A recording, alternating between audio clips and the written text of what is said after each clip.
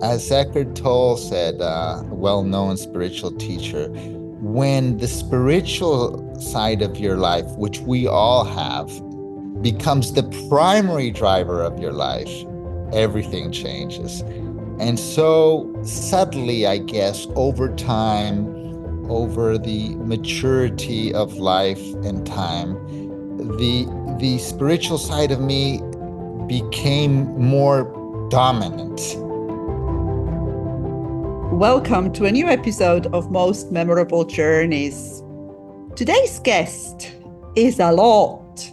I've got a whole list of things that I want to say about him in this introduction because he's an author of a book called Odyssey to the Heart, but he is also a businessman, and then he is a speaker, and then I keep seeing him on the either in the sea or on the bicycle track or running up a hill that I walk up on.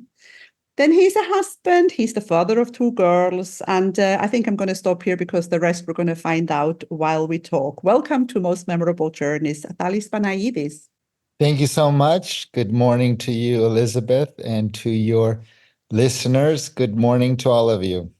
So, what are we going to start with? Because it's a lot. I'm the one who's supposed to ask the questions, aren't I?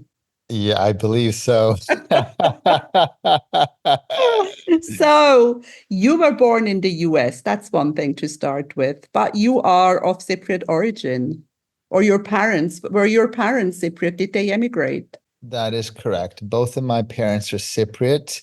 I was born in the US and moved to Cyprus when I was 9.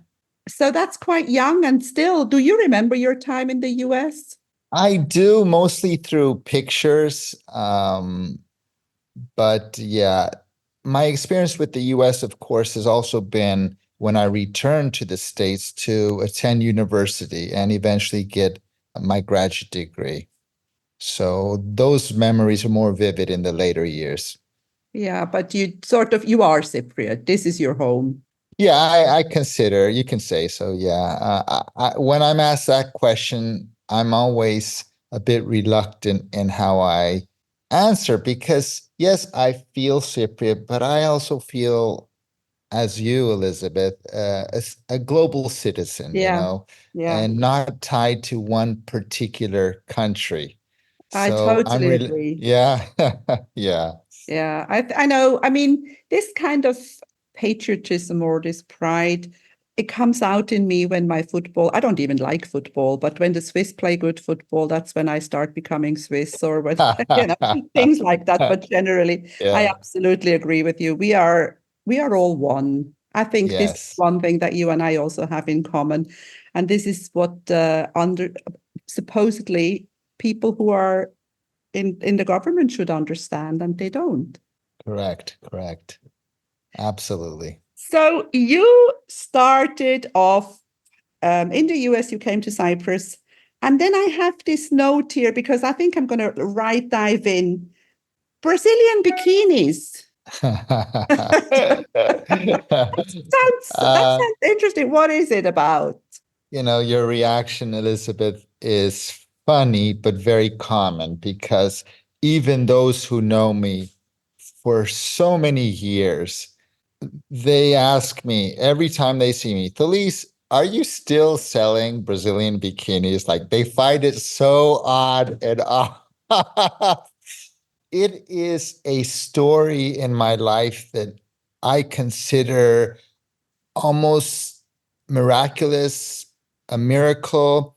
You know that quote from Paulo Coelho that says something that if there's something you really want in life, the universe will conspire to make that happen. And that is exactly what happened to me. And it happened during a period of 24 hours where four completely extraordinary events happened for it to give birth to me becoming, let's say, a bikini entrepreneur.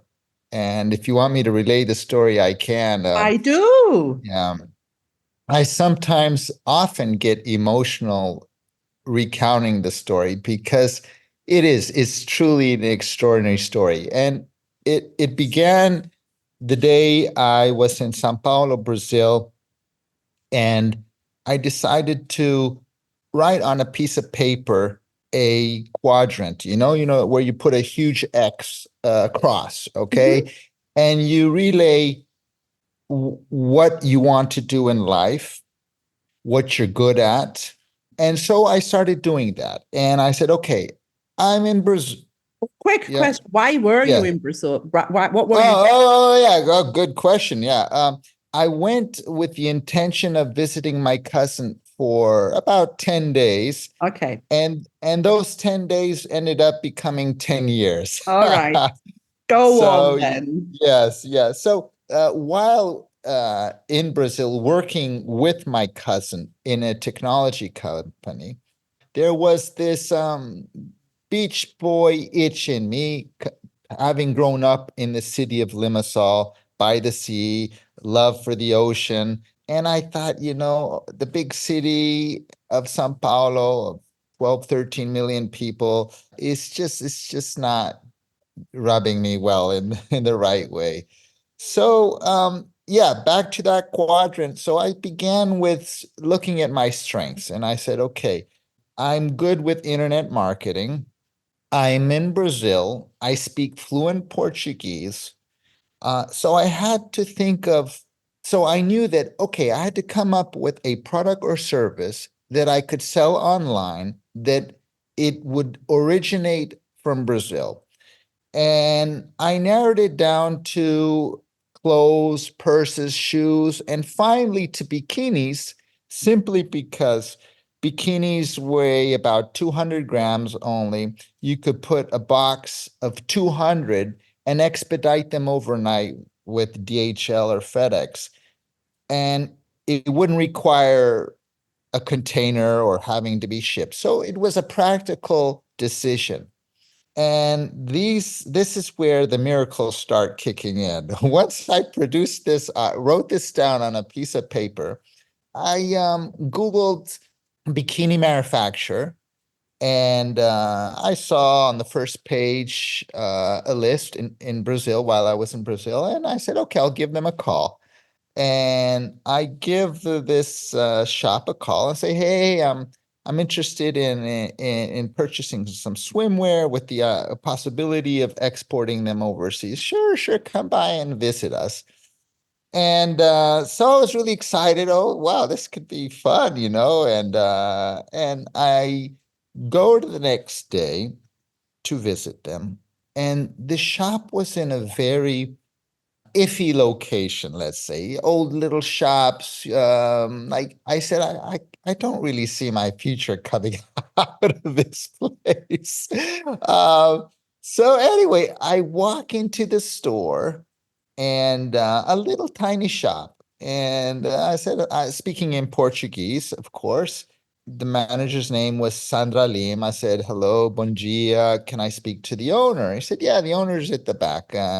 And I went at the back of the shop and I introduced myself in Portuguese. Said, hello, I'm sou Thales Panagides. My name is, and he looks up at me. And this is when I was getting emotional.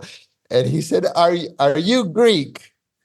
I said, yeah. And he said, Calimera. And I was like, what? Mind you, In the back this streets of Sao Paulo. in the back streets of Sao Paulo, me having not spoken Greek in a long time, and I was just speechless right there. And he said, well, my parents are from Greece, and they immigrated here in the 50s. And so that was a very good sign. So we sat down. I said, "Look, I'm very good with the international market, global sales, and I think we could possibly uh, export your bikinis overseas." It was just the very beginning when Brazil was beginning to export, particularly the small and medium-sized companies. So this is the first like, wow, this can't be happening moment. Then I took 12 samples with me home. And back then, we didn't have these mobile phones where you could take pictures and post them immediately. We had these larger digital cameras, if you remember Sony digital cameras. So I didn't have the proper lighting and didn't know anything about how to photograph bikinis. So I laid the 12 bikinis on the top of my bed and I took pictures. Again, all this the same day. I was like really excited, like, wow, this is so fun. This could become something maybe. I posted the bikinis on a website many of you will be familiar with called eBay. Of course. Yeah. eBay, right? Yeah. Yes, So yes. back then, mostly companies had internet. So I could only do this at work. I couldn't check at home or on my phone. So I uploaded them to eBay, not knowing what would happen over the next 24 hours. I go home, and that evening I had a vivid dream that there were bids on my bikinis. And it was so vivid. Like I woke up like, oh my God. And plus I was so excited. I meet this Greek guy, swimwear, posting a bikini. I've never sold anything online. So that's kind of like the second wow, like wow, the dream was so intense that I woke up. Finally, the next morning, this is where it gets really bizarre. This is where it's truly, truly bizarre. So prior, all excited to go to work to see if there were any bids or sales on the bikini. I had a cup of coffee and I was watching CNN. And CNN, there was a journalist who was interviewing a farmer from Aldershot. Now, Aldershot is an area in the United Kingdom that experienced a high degree of what was called then the mad cow disease. Yes, Do you remember? Yeah, yes, Elizabeth? I do. So, and this interviewer asked this lady, no, so what, how do you make it? How do you get by now? I said, well, now I sell lingerie to overweight women. And I said, my God, she sells lingerie online. And I said, wow, if this lady can sell lingerie from a farm to overweight women in the UK, imagine what I could do with swimwear here in Brazil. Now, this, mind you, within the 24 hours, like another sign from the universe, another sign. And so, oh my gosh, I was like, you could imagine, like, it was like, I don't know what it's like to be high on any drugs, but I imagine it's something similar. So I rushed to work so I could log on and see if there were any sales. There were 6 sales of the 12, and I took a snapshot of that, and everybody in the company was clapping. Hey, Thales, he sold some bikinis on the internet. And this was in 2004, 2004. So 20 years ago, when the whole e-commerce thing was a new thing. And as I say, Elizabeth, the rest is history. Yeah, Absolutely amazing. It just all fell into place. all fell into place. But Totally. but I want to say something here, and this is something that I was actually recently talking to somebody about manifesting. You see, people often have the wrong impression about how manifesting works. You cannot write this thing on the little paper like you did and then sit on the sofa and wait, because that's when it's not going to happen. You wrote the stuff on the paper and then you called the shops and you went by, and that's how you met the Greek family. And that's what manifesting is about. It's about dreaming, making a plan, and then taking action. Exactly. Exactly. Exactly. And especially if the signs are there and you pay attention to them, because the signs are often there, but people are not paying attention to them because they're lost in their own world, whatever. So yeah, you have to Yeah, and this focus is and Yeah, noticing, because this is so true. We all have so many opportunities, and most of us don't see them. So, this now was part one of today's episode, because this was your business side, because I want to talk about your spiritual side, because I've listened to your Mindex talk when I was preparing for this. I hadn't heard it thank you. before, I hadn't Thank had you. time, but about your your feelings for empathy, gratitude, how important it is that we are kind to each other. Have you always been like that? Is this something that you were born with, or have you developed these feelings? How did the spiritual side develop? Thank you for your question. I believe it was always there, but kind of in the backside of my life. It wasn't the primary driver in my life. As Eckhart Tolle said, a well-known spiritual teacher, when the spiritual side of your life, which we all have, becomes the primary driver of your life, everything changes.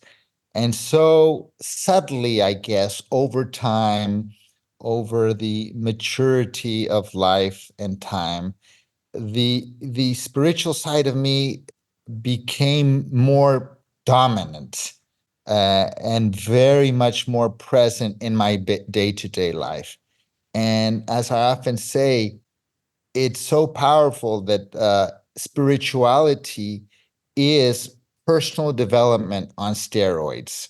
And so, yes to personal development, but when it's sprinkled with spirituality, it's like it's a game changer. And yes, Yes, and yeah. also I think that you can be spiritual. You can be spiritual or live a life full of spirituality Mm, without so much personal development. Not everybody has to become a life coach. Not everybody has to. I mean, I'm a life coach. I'm a hypnotherapist, and I preach a little bit, But I think the most important about all these sayings yes. is to live them, to walk your talk. Exactly. Yes, yes, yes, yes. Yeah, and there's nothing to be scared about the word spirituality. It's simply this sense that you're living a miracle every day, and recognizing that miracle means suddenly that everything becomes a wow moment, despite the dark sides, the dark clouds that we witness around the world. When you approach or are living in these dark experiences, somehow the energy is lighter, so the impact on you is less severe. There's a lighter load. There's a feeling of lightness, of levity in life. It's not to deny that there are wars going on and famine and all that. Not at all. It's not to deny. It's to engage with them, but from a point that is more pure, more authentic, so that you can act better and affect change. Yes, indeed, affect change, but coming from a pure source, from love, primarily. Yes. Yeah, it's like one of my favorite books is Man's Search for Meaning by Dr. Viktor Frankl. And Yeah. this Yeah. famous phrase, I think that many people have used, maybe it came from the Bible, I don't know, but originally saying that we can never choose what happens. Everybody has a burden to carry. And as you say, there are wars, there is famine, there are things around us, but we can always choose how we want to react to these things. And I think this Exactly. is the secret to understanding life better. Exactly. Exactly. And as Dr. Wayne Dyer said, another favorite quote, which you know very well, most people do, is that change the way you look at things, and the things you look at change. And That that's that is true. It's so. true. Yeah. So in that, however, now quick question. Do Hmm. you always manage to live by it? Don't you have your moments as well where because I do.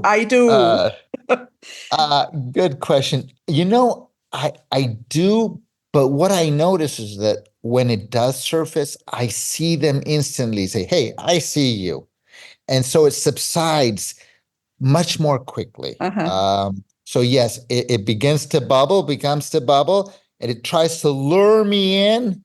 And I say, no, no, no, I'm not playing your game. So that's where I am right now. I I think this is very interesting because being, it's awareness, it's mindfulness. Mindfulness is not just some modern word that everybody is using now. It's actually being mindful of exactly these things and what you're saying. And you see it coming, because we all have it coming all the time. But to know, to either tell it away, to go away, or deal with it, or tell it to Exactly. bugger off. Exactly. So, Exactly. Exactly. Exactly. but I mean, what I want to say here is that despite the fact that one is, spiritual and a good person, we're all human, and we all have our moments once in a while when we are not so well. Of course. Of course. Of course.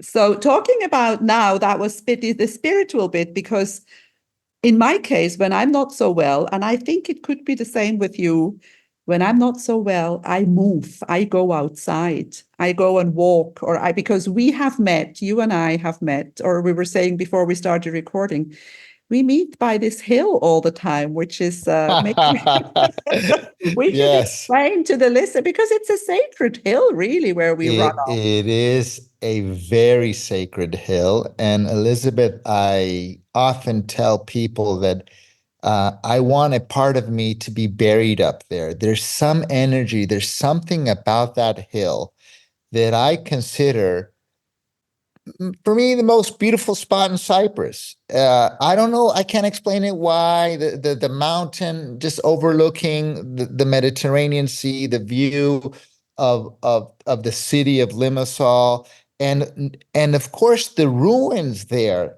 To know that people were living there over before Jesus Christ was born, 4,000 years ago. There's something sacred about that hill. And maybe we shouldn't reveal the spot so he doesn't become No, popular. we're not telling it. Don't say it. But I totally agree I agree with you that you would want a part of you to remain there. That is one thing that I feel exactly the same. And when I go up there every time, and I go a lot, okay, now I haven't been too hot, but I go every time. I take videos, and I sometimes think, how many videos of this place do I need? Yes, And still, yes, it's just so beautiful. And yes. I don't know, do you use it for sunrise and sunset? Do you go up? I go and watch the sunrise sometimes. Yes, sunset, sunrise, and full moon. Full moon. Yeah, we went last year. A large group of us walked up to see the full moon and play some drums up there, and it was beautiful. Yeah. Yeah. So that, however, I think the fact that we can combine this beautiful place, this sacred place, with exercise, because I want to talk about exercise with you, because I know that you're a very, very fit man, and I want you to tell our listeners how important it is to move. I do not feel well if I don't move. And what I tell my friends that, exercise shouldn't be something that, oh no, I have to exercise. It should be a calling, as if when you have the necessity to go to the bathroom, or when you're beginning to feel hungry, you want to eat something. That's how exercise should be in your life, that it's so fundamental to your very being. Forget the benefits, forget all of that. It's just your body is calling you to do so. But sadly, the mind, as we know, has tremendous power over overriding what the body wants to do. Like, don't do it today, don't go out. So listen to your body. Listen to your Mm. body. You feel so amazing. Like it, I don't have to preach this. Everybody knows. We all know the benefits of moving. Mhm. But if you can make this mind shift of not, oh, I have to work out in order to lose weight. No, forget the whole having to lose weight, and start off with something as simple as walking if you can. Walking outside, just around your house, a 2-minute walk around your house. And I swear, when you enter the house, the benefit will vibrate throughout the entire day. So it doesn't have to be something grandiose. Oh, sign up at a gym. No, you don't have to sign up. You don't have to spend any money at all. Just walk around the block and then go back into your house. That is enough. That is so beautiful and so very true. And I think most people fail because they over expect, they say, oh, I'm going to start walking an hour every day. You're not. Because what you were saying about the mind, you see, the mind wants to keep us in our comfort zone. The comfort zone is not going to walk. The comfort zone is sitting on a sofa and eating crisps for the mind. But the comfort zone is the place where our dreams go to die. Yes, exactly, exactly. Very true. So, I mean, it's not like everybody has to become an Olympic athlete. It's not about moving. Is not about becoming. I don't know.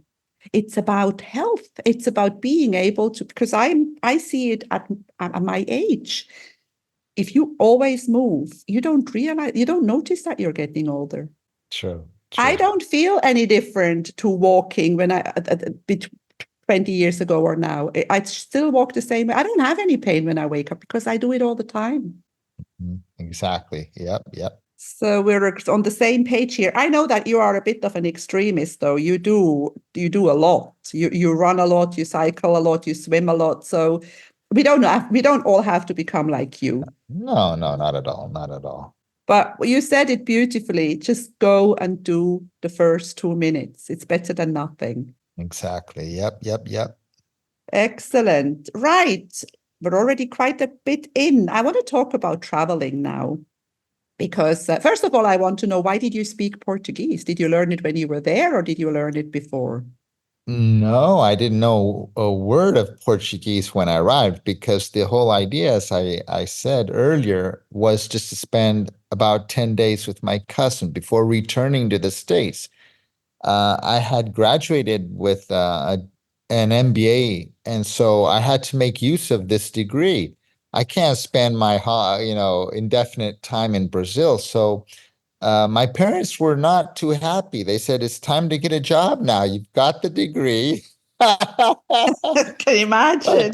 yeah, but thankfully, my uncle swayed them and say, no, he can stay and help his cousin Alexis, who was just starting a company too. And so he can utilize that degree by helping him with this new startup company. And so that's how I ended up staying 10 years in Brazil. Amazing. And now you have two beautiful daughters, Mariana and Stephanie. Yes, thank you. I know that from the speech, and Thank you. Thank you're you. you before we forget, but we'll finish it. Let's finish that. I want to talk about the book as well. But where does the Panagides family travel to? What are your favorite places in the world, or how do you travel? Where do you go? Oh, okay, good question. Okay, recently it's been there is no one favorite. Of course, Brazil is high on the list for the family because of family from their mother's side who's Brazilian. And I have huge sentimental feelings towards Brazil because it was the launch pad to everything I have today, which is a wife, two children, a business, the language, and incredible memories. Other than that, my daughter's studying in Greece right now, and another one it will be going to the Netherlands. But I can't really pinpoint a favorite place, Elizabeth.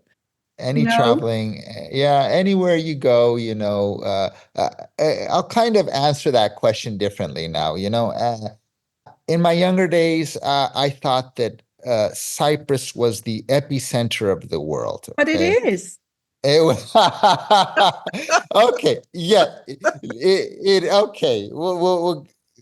It partly is, let's say. We're on Then I would, refer to certain other countries as the epicenter of the world. But now, where I am now in life, as many of you, we come to realize that the epicenter of our world resides within us.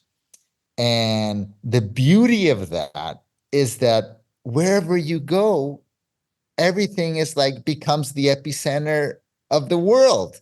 And this is, you can say in a way, what it means to be spiritual is that when you're centered deeply within, every place becomes the best place.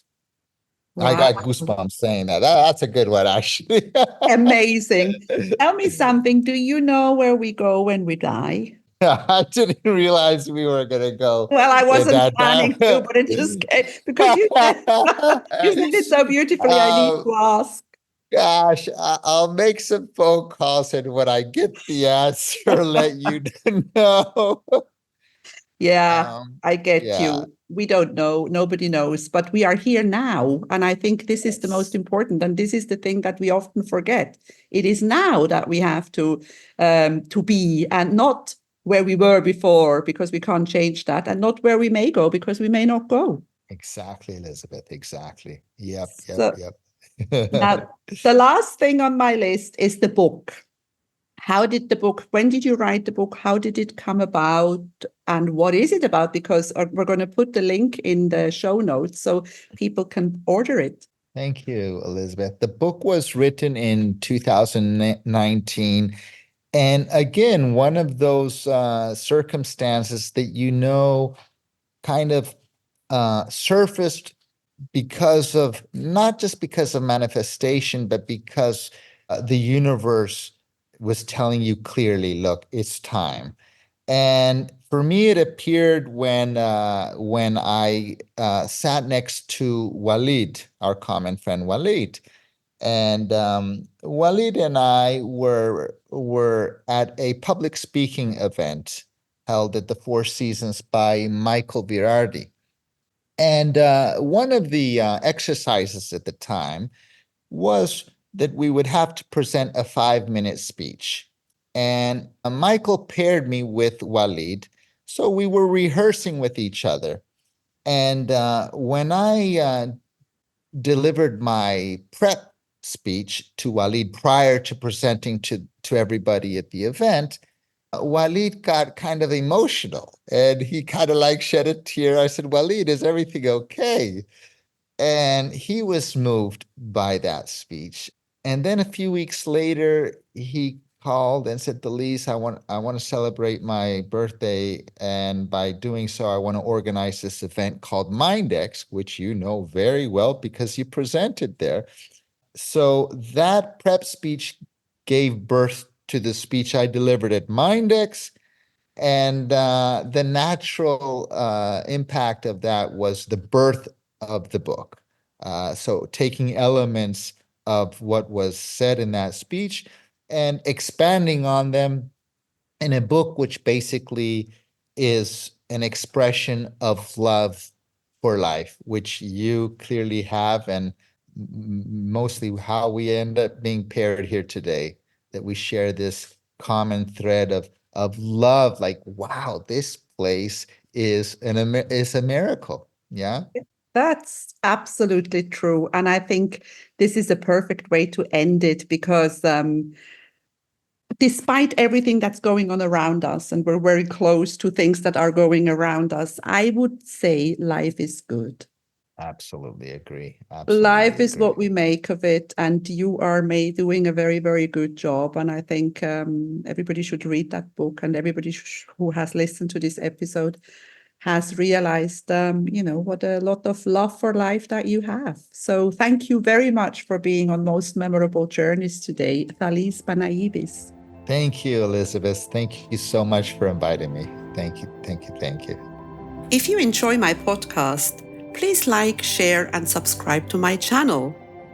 You will find all the information in the show notes.